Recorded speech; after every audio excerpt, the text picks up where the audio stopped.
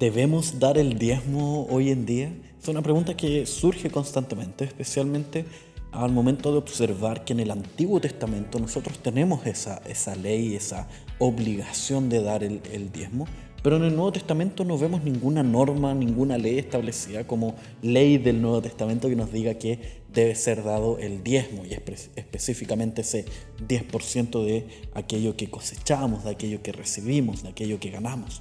Entonces es ahí donde nosotros vemos que si bien en el Nuevo Testamento no tenemos esta ley establecida propiamente tal, sí vemos principios de contribución cristiana. ¿Y cuáles son esos principios? Son básicamente tres y son, en primer lugar, que todos colaboran y constantemente. Es decir, en las Escrituras vemos cómo constantemente habían hermanos que estaban constantemente ayudando a la expansión del reino, ayudando económicamente al sustento de los obreros del Señor y así sucesivamente.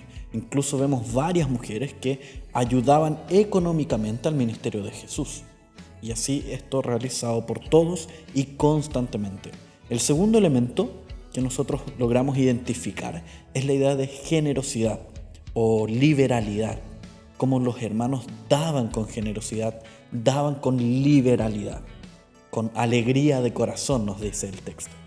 Y el tercer elemento que nosotros logramos observar es la idea de proporcionalidad. Es decir, cada uno daba en conformidad a la medida de fe o en conformidad a la bendición que ha recibido.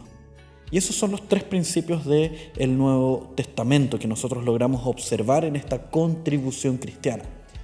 Pero es ahí, para poder aplicar estos tres principios, es que nos tomamos de las prácticas del Antiguo Testamento que tengan relación y que apliquen estos principios. Y es ahí donde el diezmo se encaja perfectamente, porque permite que todos colaboremos, que lo hagamos constantemente, que lo hagamos con generosidad y que al mismo tiempo lo hagamos con proporcionalidad.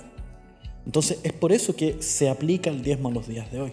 Ahora, esa aplicación varía de cultura a cultura, de situación a situación.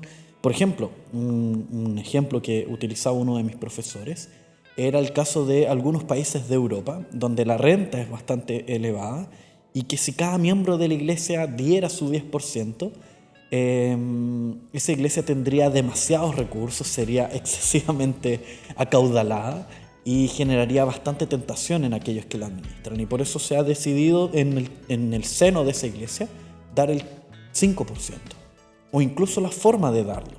En Estados Unidos ocurre que, dada la cultura, existe la posibilidad de dar ese diezmo en una sola vez a lo largo del año. Se estipulan los gastos de la iglesia a lo largo del año y a partir de ahí los miembros tienen la libertad de darlo de una vez durante el año o esparcirlo en meses.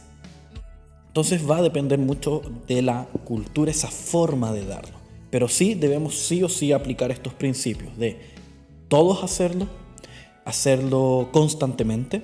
En segundo lugar, hacerlo con generosidad, con alegría de corazón, de forma libre, liberalmente, donde no sea un peso el darlo. Y en tercer lugar, que sea proporcional. Cada uno de los miembros dé en conformidad a aquello que recibe. Aquel que recibe más, dé más, y aquel que recibe un poco menos, dé un poco menos. Entonces eso, Dios los bendiga enormemente.